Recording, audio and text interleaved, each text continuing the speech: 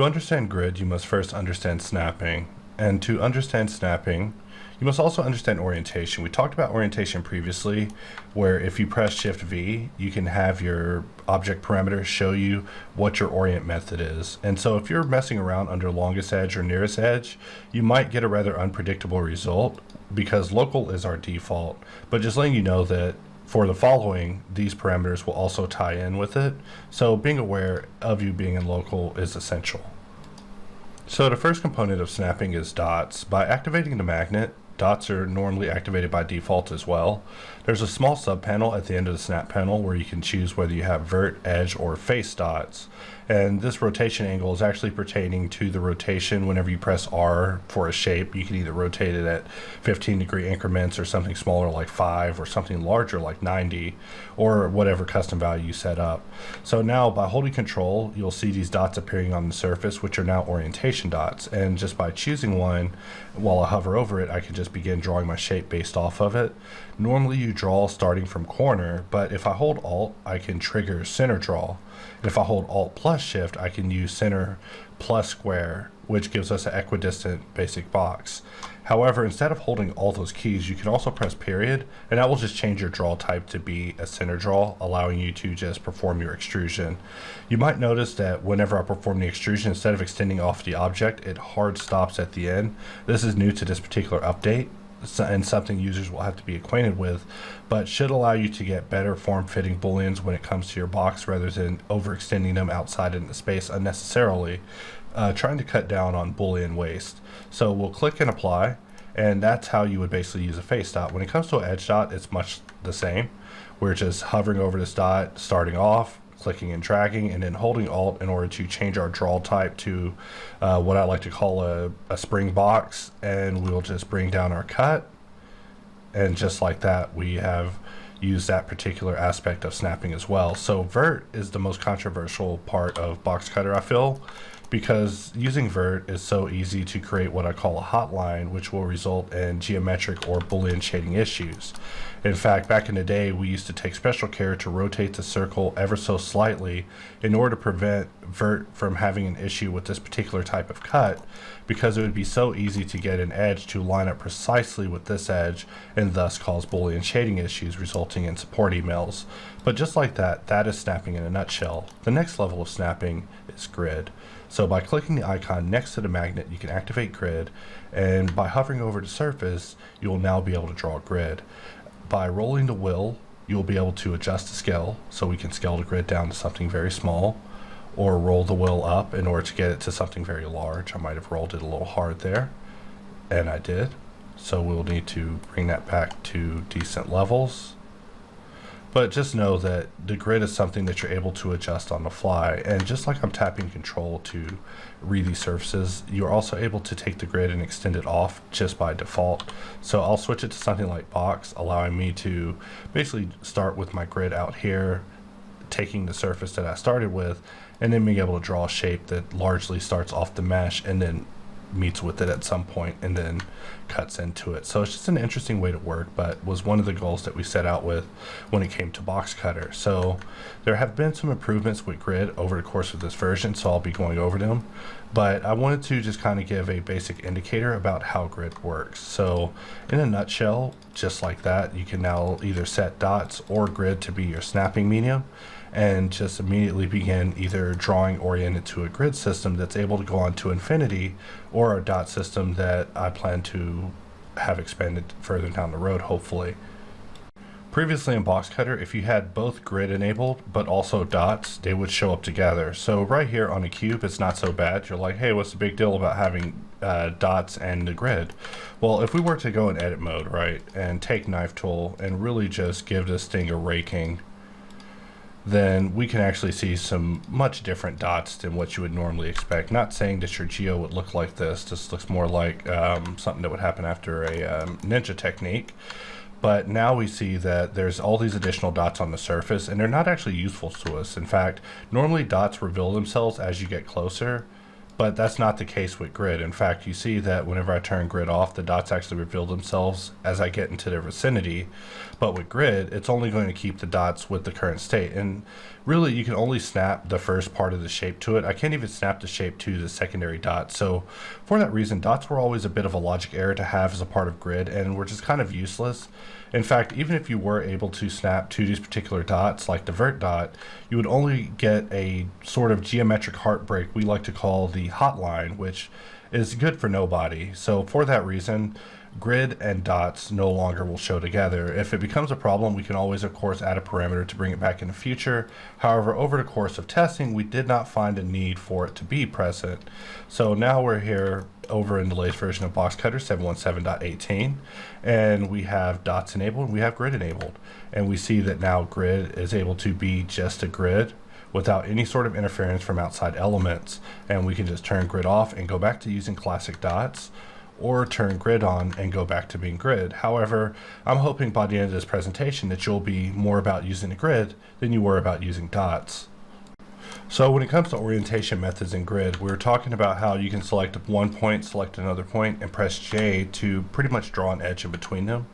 And using Boxcutter, you can set something like nearest edge and draw a shape actually orienting to the nearest edge. So we need to reveal our wireframe, but you can see the nearest edge to where my drawing is beginning. And this is kind of our attempt at creating a sort of orientation system. However, when it comes to grid, grid does not take these orientation systems into play. So that means if I were to draw a shape based off of this, we're going to get something that's not going to orient to the grid exactly as we would hope. In fact, really to utilize the grid in this particular situation, a grid would need to actually be rotated towards this edge that I'm moving my mouse down. So here we see that the grid's actually oriented correctly, but in this case, I would not consider this actually oriented correctly. Another type of test that I like to do is bring in a plane, and I will just bring one edge out and another one like so, and then just cut a line in between. So this is definitely our longest edge, and this one's definitely our nearest edge. So that means if I were to enable wireframe and we went in and just activated box, we can of course draw here, and we see that our grid's not able to line up here, and we're able to draw near here. Even if we were to choose longest edge, we could continue to draw. Actually, because of this one terminating it shortly, this is no longer the longest edge. Now it's the longest edge. So it's things like that, like the type of guesswork that would have to be associated with orientation to be able to knowingly be aware of your orientation. So because of that, we wanted to improve that in this version. First things first was definitely getting the grid to orient with the nearest, longest, and local system. So jumping over to the latest version. So here we are back in latest, and I'll just select 2 points and press J. And press Shift V to look at our orientation, and we're set to local. Let's change it to nearest edge. And I'm going to activate grid, and that's all it takes. So now the grid is oriented to this nearest edge. Now the grid's located on this nearest edge. Now it's oriented to this nearest edge. And now it's oriented to this nearest edge. And that's really as simple as it gets when it comes to this latest update. We wanted to try to simplify the system to be something that users would be able to understand and grasp pretty easily. And our goal has always been to try to figure out what the goal is and accomplish that, rather than try to just be exactly like everyone else. So I get a lot of chatter all the time about asking if we would ever pursue adding some sort of static, more contemporary style grid, and the answer, of course, is going to be no, because I'm just not trying to look exactly like everyone else. So when it comes to grid, you definitely have to have your cursor very near to the edge that you intend to align to in order to grab that alignment point. So that's something that I did not know when I was doing that Boxcutter corner demo. I didn't know that I had to actually just be right up on the edge in order to grab it and have that as my kind of normal area for me to work off of. So like if I wanted to work next to this thing, I would have to mouse it there, because if I do it somewhere else, it's going to orient more than likely to something even closer to the cursor. So if I wanted to even work in accordance with this area, I could just hover very close, scroll it down, and just like that, I'm able to orient to that very easily using our grid. I can hover over this edge, get the same area, draw a shape, just like that, no problem. I can grab this face, scroll down, bring it in, And just like that, I'm able to continue orienting without having to think about changing any parameters or bring up any options or values to change. Just being able to do it all on the fly and just hovering over something, selecting it, and being able to draw a shape and automatically orient it is exactly what this release is all about. When it comes to Boxcutter, you can also use it in edit mode, and that's where our normal grid orientation improvements also extend. So if we tap into edit mode, we can select these 2 points and just create a line across, just like before. And notice that I'm already in destructive mode and edit mode, which is just one of my favorite ways to work. And so if we go to our orientation panel, we see that we're under local. We'll change this to nearest edge, and with the deselection, we can now tap control with our grid, and now it's going to actually orient to the particular area that we are hovering over. So even in edit mode, this type of stuff is now supported. However, for a moment I had to tap out of edit mode and go back in, so I'm not sure what that was about, but just in case you do have issues, just know that you can always go in and out of edit mode in order to sort of bring some sanity back to it. So tapping back into edit mode, I'm now hovering over this edge. I'll hold control, roll the wheel down, and bring it down real small, and we'll just draw a little square here, orient it to a particular area, maybe press G to move it around, click and apply, and just like that we're able to orient to this area. You can also use active edge as your orientation system, so if we turn that on, now whenever you draw a grid, it's always going to be oriented to the edge that you have selected, unless you're off the mesh, in which case you're going to be using view align. But notice that even over here I'm still drawing oriented to the edge that's selected, so grid also supports that as well, which was not there previously. Previously active edge only supported just your orientation for whenever you did a box draw, but now whenever you use it when it comes to grid, you can also use it to correct its initial positioning as well. So we'll just select this edge, get our grid position, and just like that we can continue working in edit mode. In fact, let's say I wanted to begin working at this particular angle. Well, now I can select this edge, my grid's now oriented to this angle, and I can just keep working. Of course, I need to maintain my selection in order to keep my orientation, but that's fine. Since I'm working in destructive, it gets a little bit sticky, but just like that, I'm able to continuously repeat my grid in this area and continuously make cuts through this without any sort of issue, just using the orientation system along with the improvements that have been made with grid for edit mode.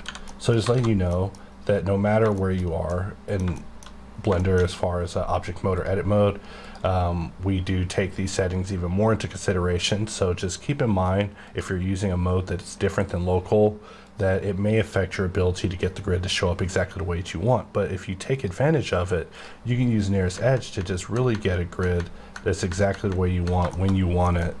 For example, I'm trying to get this area. It appeared that I had to really hover over that edge just to pick that particular area for me to offset just slightly to create this particular cut.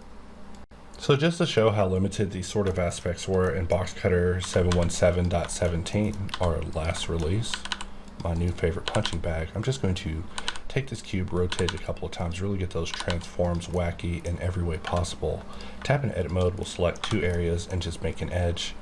And we'll just Alt W, start Boxcutter, and we'll change it to nearest edge. And we'll just turn on wireframe as well. And we see that we're not able to really get the grid to really position up to anything. Even in edit mode, we're not able to get the grid to position up to our selection. So it was kind of a bit of a kind of missing area that needed to be filled in. But in addition to that, even if we were to turn grid off and use dots, we weren't able to actually use dots properly either. And at first we attributed this to the orientation system. However, it appeared to affect every orientation system, where you would just get these undesirable results on transform states. I'm surprised that no user reported this. However, one user did report it, pointing it out to us and finally showing us that it's finally high time for us to get this orientation business in check. So I'm actually going to Control-C copy this. Now we're over in 2.93 running current, so I'll press Control-V just to paste that object and then use numpad period to find it out in space.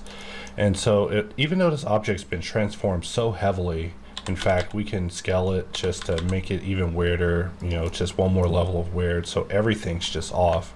We can now hover over it, press Alt-V, turn on wireframe, and we're still able to orient to the areas that we are wanting. In fact, right here, I don't know if the calculation system for that is correct. Let's try applying the scale, and we see that now it's actually orienting correctly. So when it comes to scale corrections, there's still some improvement to be had, but just letting you know that even if you have your shape transform all the way out in space, that's something that we're able to work with. So I'm just going to press SZZ in order to scale it, turn off grid, and we'll just use our dots.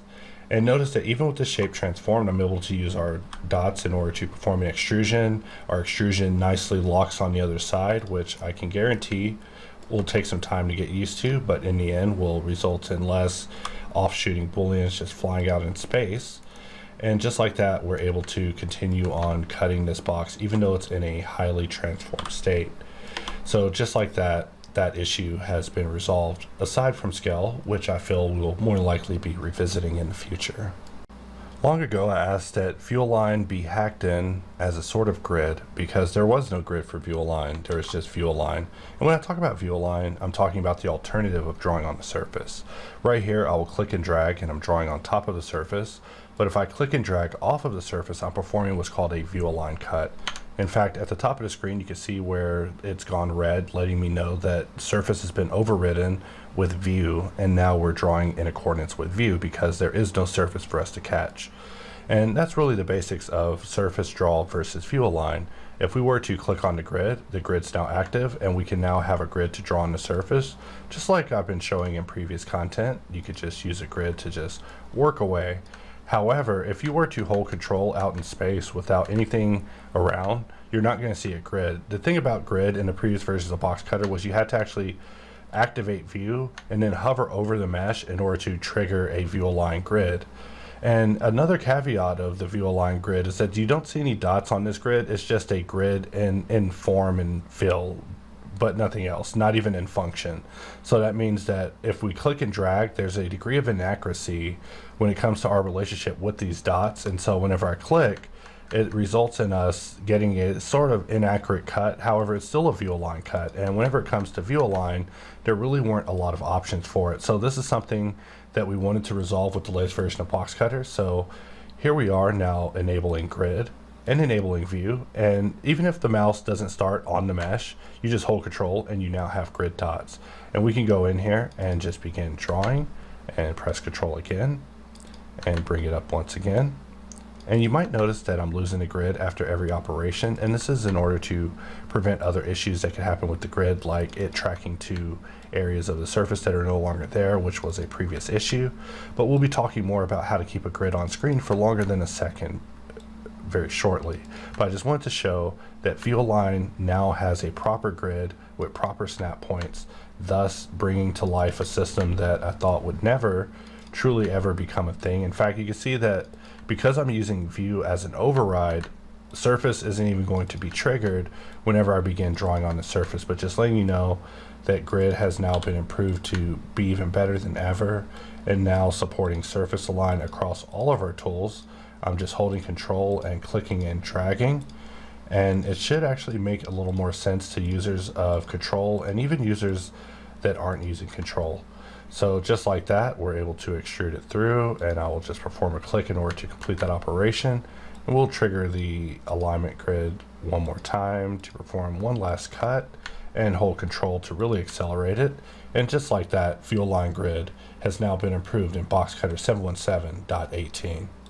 In the last update log to Boxcutter 717.17, we talked about how repeat had been improved. However, in this update, we wanted to improve the visualization of repeat, but also improve its relationship with grid. So here I am in the previous version of Boxcutter in 283.12, and we'll just begin drawing our shape, and we'll press B to bevel that, and we'll bring up our grid. And notice that every time I repeat, a little small square appears before the second click. This was something that kind of irked me in the last demo, and was one of the things I pretty much complained about immediately after recording. It was like, hey, is there something we could do about this square? Because the square is sometimes bigger than the shape that I'm repeating, and I feel that it might throw people off. It doesn't seem very natural. Why is there a square there. Can't we replace it with possibly something else like nothing or maybe a dot? So here I am just going through and attempting to continuously repeat. You can see a few booleans breaking down, but more than likely that's either due to hot lines or using a fast algorithm where I'm probably cutting precisely on top of another edge. But this was kind of one of the ways that I would go about testing the power of repeat to make sure that repeat is exactly as good as we are saying that it is, by showing that even in a situation where normally you would probably be smarter to use an array, you could also use repeat in a very procedural fashion, except for a few areas here, like right there, where we just don't have the cutter. So let's actually go in here and take a look at this, maybe scale it up a little bit, take a look at our cutter. Maybe we just need to put a weld on it and we're good to go. In fact, let's find the other one that didn't work out. This one, why didn't this one work out? Maybe we can increase the weld amount. Nope. Let's Alt V, look at the wireframe and troubleshoot, and we see that more than likely we are creating either a hotline or we're part of one. So I'm just going to scale it until it shows up. Sometimes it's very fickle. However, since I'm in 2.83, I don't have access to Boolean options for the fast or exact algorithm, or else I would just change the algorithm and that's how I would get to go through. But you get the point with how repeat would show a small shape every time it's done. That would be somewhat distracting. So in the latest update, we sought to improve that. So here we are, and I'm just going to turn off view grid, and we'll start off using this point. And I'm just going to hold Alt and we'll just turn it into a little divot. Whenever you use center draw, it allows you to repeat also using center draw. We also want to be mindful of our orientation mode. Here's a case where orientation just didn't work out for us. Immediately I could tell that it wasn't local. We turn it back to local and everything's back sane, except for the part where we need to draw a shape also in local on the grid in order for it to repeat on local on the grid. So here we are now repeating the shape all the way down. This is a test that I would do several times a day just to make sure that repeat is exactly as good as we say it is. In fact, I actually did one of these where I worked an entire set of repeats in the shape of a Boxcutter logo all the way across a cube. However, I'll spare you guys that demo today. In fact, right there we had a little bit of a hiccup. So what we'll need to do is probably grab one of our cutters, switch over to custom cutter, press C to make it the custom cutter, and we will just draw that in and continue on and pretend that we did not have to replace our shape with a custom cutter redrawn variant for a section of this. So I just want to go all the way down and work my way back up just to confirm that repeat is looking good. So continuing on, just holding control, double clicking. You can see my keystrokes in the corner, nothing to it. One more to go and goal. So with that, we have now confirmed that repeat is now looking better than ever, aside from a small snafu that came up over the course of it in the middle with the little box down there, but that's something I'll be checking over afterwards. One of our oldest complaints with the grid is that if you were to press D and switch over to say like Ngon, right, and you have grid up and you're drawing on grid, but for some reason you decide to release control for whatever reason, your mother called on the phone, you got to answer, or DoorDash is at the door, you know, you got to order a pizza, whatever the case is, you release control, the grid will not show back up. And that's because the grid is only there for you at the beginning of the operation as long as you're holding control. So if you are holding control the whole time, you'll be able to continue to have the grid up, but that's a bit of a constraint on the user. As you know, I'm not a big fan of holding keys down for extended periods of time. That's almost as bad as pressing the hotkey a million times. So improvements have been made in that regard as well. So here we'll just have our grid up, no special settings required. And if we begin drawing on our grid, we let go of control just to do whatever it is that we have to do for today. If we pick back up with control, we're back to snapping with grid. However, we may want to backspace a couple of points in order to grid snap properly and keep our rhythm going. But just like that, now you can release control and press control to bring back your grid on the fly even while you're working. So whenever it comes to Boxcutter, in the previous versions there was this option called increment lock, where basically by activating it, you could activate increment lock, where basically you would draw snap to increments, and even when you extruded, you would extrude to these increments, which wasn't really the smartest idea in my opinion, because being able to extrude to a preset snap depth would result in your ability to also hotline a lot easier. And so without using a later version of Blender that has optimizations for these sort of booleans, you can see that by overlapping things with a similar Z depth, that it just causes boolean issues. To show how you could actually rectify that in the later version of Blender, I'm just going to copy all those objects and bring them over. And just by going under the HardOps button, we can use the boolean helper to change these over to exact. And we see that under exact, you're able to get a little bit farther, but the option of increment lock just didn't make a whole lot of sense.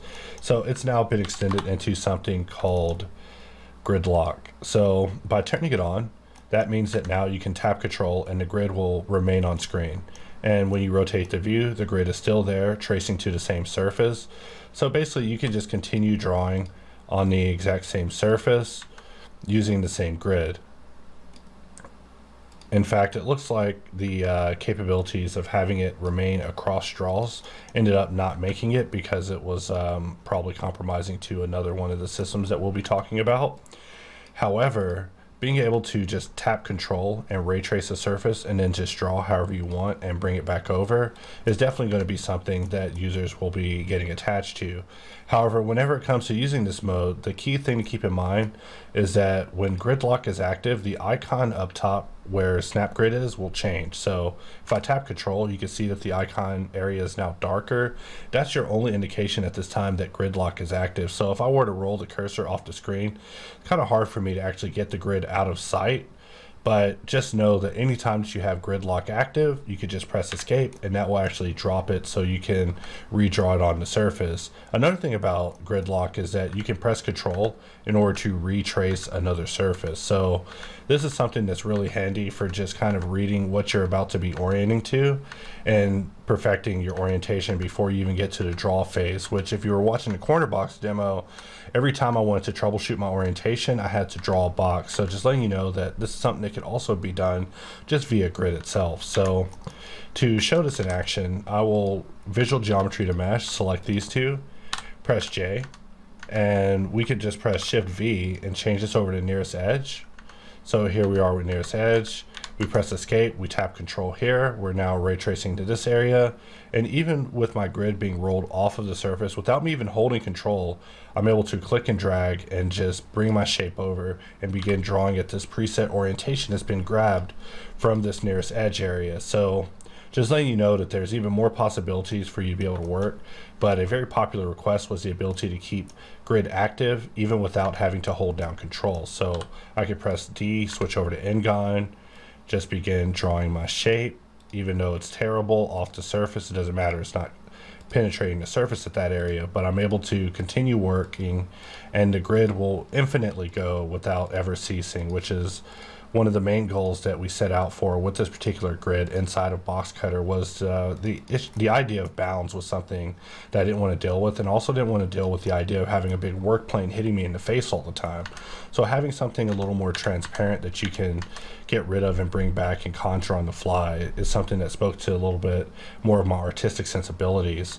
In the future, hopefully we'll be adding support for something like subcells or something to be able to get fine even in the middle of your draw. But just letting you know, the steps have been taken to improve the capabilities with holding down control and having the grid just stick with what you're doing instead of having to hold down control all the time. Active Only is one of our earliest attempts at trying to get an orientation system inside of Boxcutter. The easiest way to showcase this is to add a plane and press GZ1. And we could just bring this plane out, use the Q menu to turn it into a wireframe object. And we could even put a couple of subdivisions in it. And if we rotate it, we can now use this as a orientation surface for affecting this, but only if you go under the behavior panel and you turn on active only. Then the active only object is being used to orient. So let's make sure we're in the right orientation mode. And normally this is where active only would come in, and active only would allow you to cut only the secondary mesh, but you would use the orientation system of the first mesh. So it looks like over the course of 717.17, this aspect became broken and just wasn't even noticed. So let's now bring this back over here in the latest version, 717.18, and I'll select the grid, select the main object, and let's just turn on active only. And we see that now active only is performing the way it's supposed to, resolving a bug for one. But secondly, we can now use the grid, orient it to the secondary object. So I'm just going to bring this grid out in space. And now whenever I hold control, let's see which surface is it. Now we're able to trace it. So looks like it's not going to let me do it too far away from the surface. All right, so we select that, select this. Now we have our surface coming from the secondary object to the first object. And this is a small aspect of HardOps now because there's so many alternative and superior orientation methods, but doubling back to deal with local only is just one of those things. So now we'll orient the grid to this area. And this results in us having to bring down an even lower extrude than usual because we're a little bit elevated compared to the surface that we normally be trying to trace. But just like that, now you have active only support with grid in the new Boxcutter 717.18. Just another way to control your orientation whenever the going gets tough.